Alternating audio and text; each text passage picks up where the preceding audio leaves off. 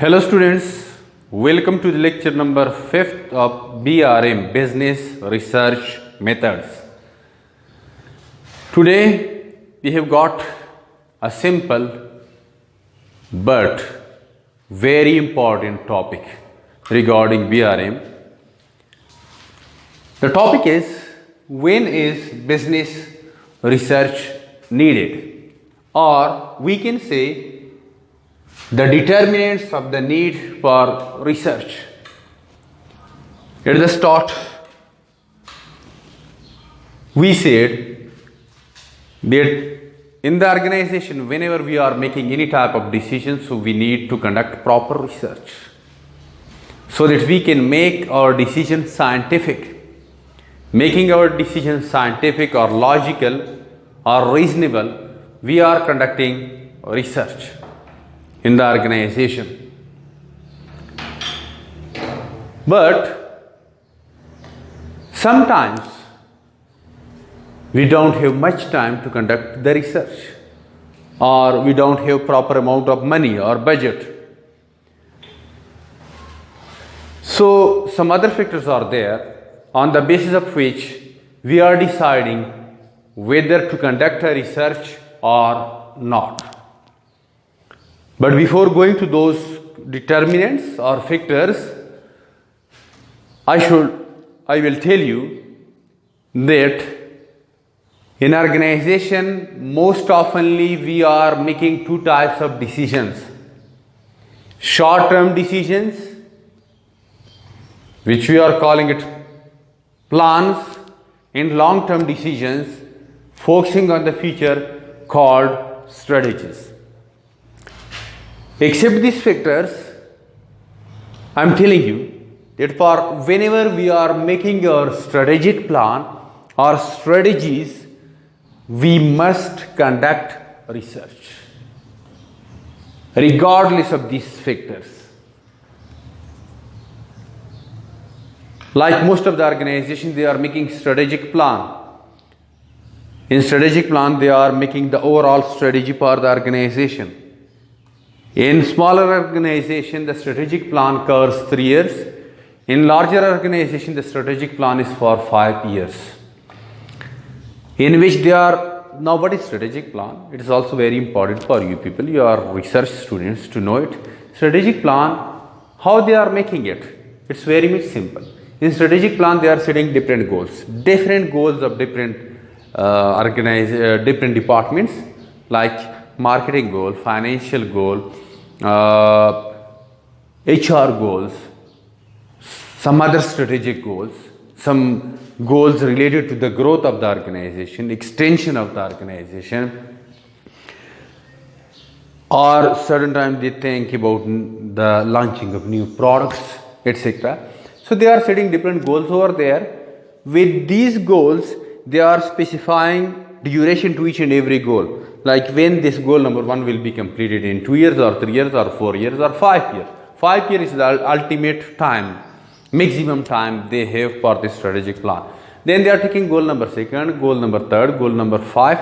With these goals, I have told you in previous semesters that one is goal, one is objective. Goal is the final aim, final destination. Objectives are smaller goals. Okay? Smaller goals needed to reach to this final goal. So this, let's suppose goal A is for 5 years. For this goal A, which will be completed in 5 years, you need smaller goals.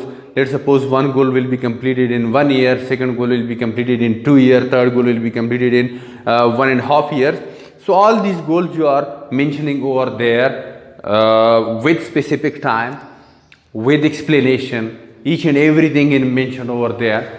So these goals with the objectives are clearly mentioned over there, and that is long-term thing, normally for 5 years. So we are calling it strategic plan. So now when you are making strategies or strategic plan or whatever plan you are making that is for long-term, research must be conducted over there. Long term and short term. For short term, normally we are taking into consideration these things and then we are deciding whether to conduct the research or not. You should also know what is short term and what is long term. Short term means a period less than 1 year is called short term normally. Long term means, or long run means, a period more than 1 year is called long term or long run normally. But in some specific organization, huge organization like Apple company, Samsung company, those companies are considering 3 years is short term and more than 3 years is long term. So I told you that whenever we are making a strategy or a plan related to long term, focusing on future, for that we must conduct research, while whenever we are thinking about a plan, so in that case we are taking into consideration these factors and some other factors also there, whether to conduct the research or not. However, I have written some 4 determinants or factors which should be taken into consideration, and then we should decide whether to conduct the research or to take the decision directly. The determinant or factor number 1 is time constraints. You know that research is not a short process thing. It takes time. In some cases, managers need to take the decisions very quickly. In that cases, if a manager is thinking to conduct research for this specific decision, obviously he will be failed, because they need to take the decision in 1 or 2 days.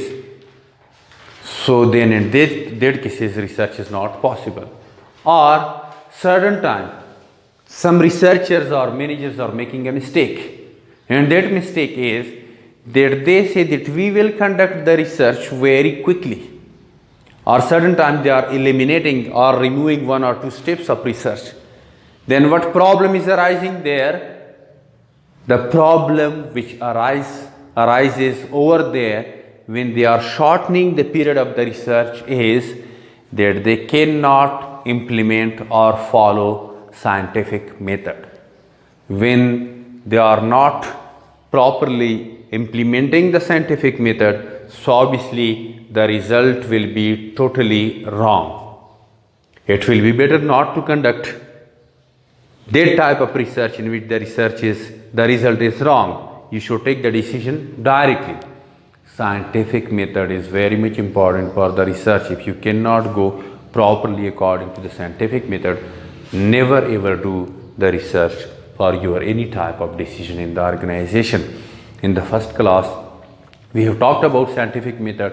In scientific method, we were saying that scientific method starts with question. Question arises in your mind that how this thing happened, why this problem is existing in my organization. Then when question arising, you are conducting informal research by observing, by asking your friends, colleagues, etc., by checking the data, etc., and you are coming up with a raw information, with a rough mentality. With this, when you are coming up with rough mentality, some ideology is building up, then you are making hypothesis regarding the dependent variable and independent variable. Then when you have made the hypothesis, we have discussed in the previous class, just to remind you back, to click in your mind, I am telling again that normally hypothesis is about the relationship between dependent variable and independent variable. Dependent variable and independent variable. In one hypothesis we say that there is no relationship between dependent variable and independent variable. We have got a chapter in the coming classes regarding variables, don't worry. That is called null hypothesis, in which we say that there is no relationship between dependent variable and independent variable. And second hypothesis, that is called alternative hypothesis, we show that there is a relationship between dependent variable and independent variable. Null hypothesis is represented by H naught, and alternative hypothesis is represented by H1. H naught, H1. This is null hypothesis and this is alternative hypothesis. Alternative hypothesis. So you are building up this hypothesis, then you are testing this hypothesis by conducting different statistical tests, correlation, regression, frequency, t-test, z-test, all these tests you are testing over there. Then you are conducting the analysis. You are reaching to the conclusion whether you are reaching to the null hypothesis or to the alternative hypothesis. When you are reaching to the null hypothesis, it means that there is no relationship about which you are conducting the research. And when you are reaching to the alternative hypothesis, it shows that there is a relationship. What you are thinking at the start of the research, it is totally correct. Then you are making the report of the research to make it easily understandable by each and every person of the organization or outsider, etc., or your client. So this is called scientific method. In point number 1, we are saying that if you are not able to implement scientific method properly, because you are not having proper time period for it, then there is no need of the research. Or even if you are conducting the research by shortening or eliminating the scientific method, then it is not a research. It is just only your wastage of time. So, time is very much important and research is a lengthy process, not a short period process. So that's why if you are in hurry, if you need to make a decision very quickly, then you will not be able to conduct a research. Second thing is availability of data. Availability of data. In previous classes, I have cleared this thing for you. The difference between data and information. Data is raw form of information. We are processing the data to convert it into information. In processing, the process of processing the data to convert it into information is called research. So here availability of data is also very much important. Data is of two types. Primary data is also called first-hand data, which we are collecting for the first time through research instruments. Through research instruments, I will make it clear to you, although we will study in the coming classes. Research instruments. What does it mean? You should understand it. Now, number 1, questionnaire.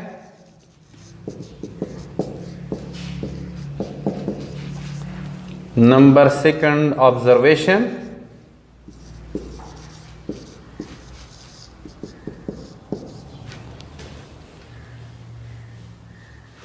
Number 3, interview.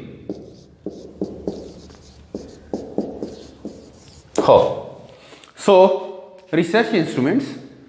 What is meant by research instrument? What is meant by instrument? An instrument, a device which is used for our work is called instrument. A research instrument, the device which we are using in data collection, for data collection in the research is called research instrument. But when we are using these research instruments, when the data is primary, for secondary data, there is no need of the instrument because data is already available with you. Okay. So in research instruments, we have got questionnaire, observation, interview, etc. Questionnaire, a list of questions presented to the respondent, presented to the person from whom you are taking the answers, that is called respondent. That guy is called respondent. For example, I am giving a questionnaire to one of my student, Asad. So Asad is called respondent. The person who is giving the answer is called respondent. So a list of questions, a paper of questions which is presented to the respondent for data collection is called a questionnaire. We have got two types of questionnaires. One is called structured questionnaire, other is called unstructured questionnaire. In structured questionnaire, we are giving a question along with the 4 or 5 or 3 options or 2 options, yes, no, A, B, C, less important, not important, more important. So this is called structured questionnaire. Structured questionnaire when the question is also given and answers is also given. Char-jawab, answers, MCQs, 4 options are given. So that is called structured questionnaire. In some cases, only question is given but no answer is given. Answer is written by the respondent by himself. That is called unstructured questionnaire. Structured questionnaire, unstructured questionnaire, we will talk about it, when to use structured questionnaire and when to use unstructured questionnaire. Then observation is there. Your observation means that we are looking to a phenomena, to a situation, to a process for the purpose of data collection. That is called observation. Then interview is also there. Interview. We are asking some questions related to our research. That is for data collection. It is called interview. This communication, this conversation is called interview. To ask questions from the respondent for the sake of data collection is called interview.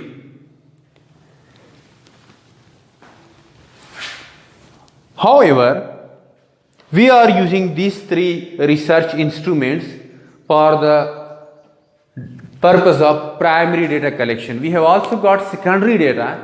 Secondary data is also called desk data because it is available at your desk, in your computer, in books, in magazines, in journals, etc., etc.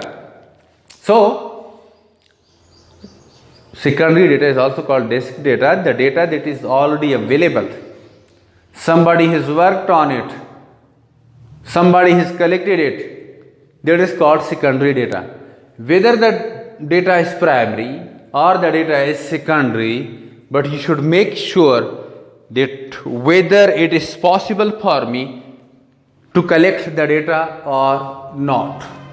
Sometimes even data collection is impossible. Like in most of African countries, nobody has conducted research.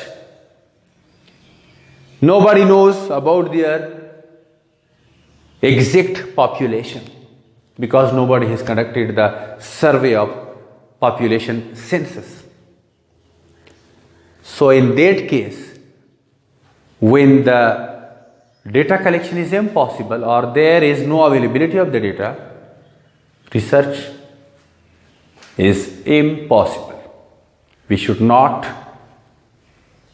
take that decision based on research because we cannot collect data for that purpose or there is no data. Neither we cannot collect primary data nor we have got secondary data available in books or research papers or research magazines, etc.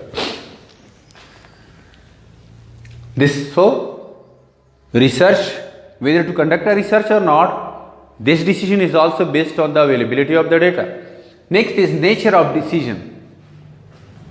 Nature of decision.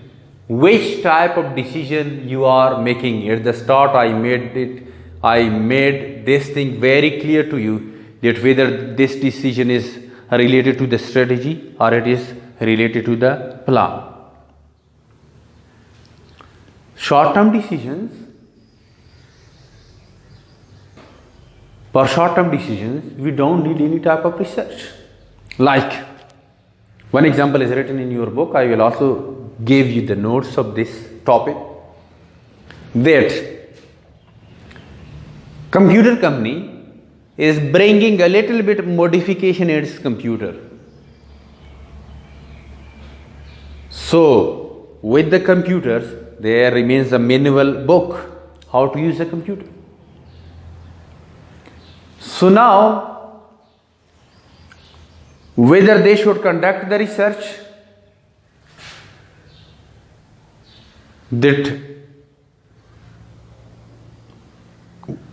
whether we should bring this modification in our computer or not, and then to tell in the manual instructions how to use it.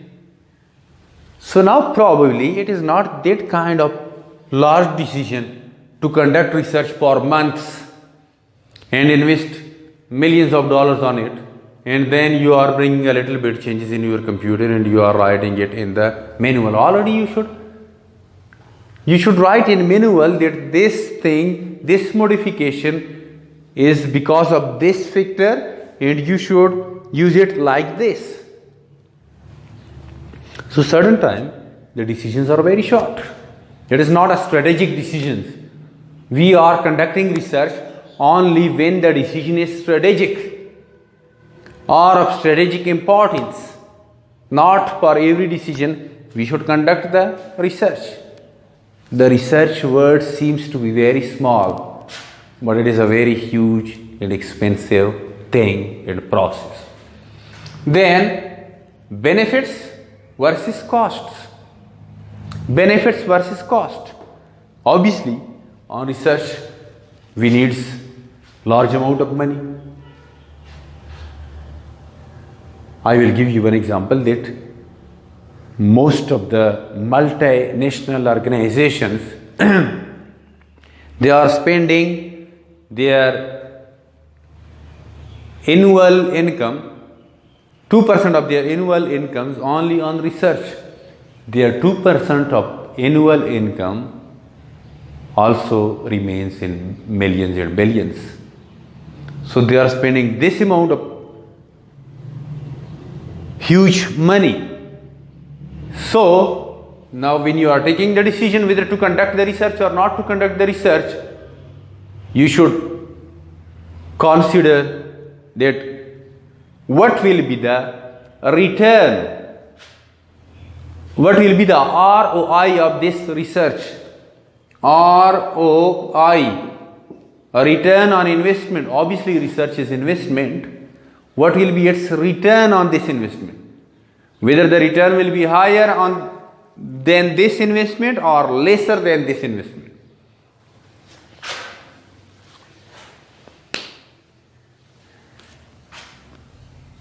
Second thing, that whether the decision is worth of this research or not. So if the benefits of the research are lesser than its cost, then we should not conduct the research. If the benefit is higher than its cost, then obviously we should conduct the research. Thank you very much, students. This was our today lecture. Be with me. See you in the next class. Khuda Hafiz.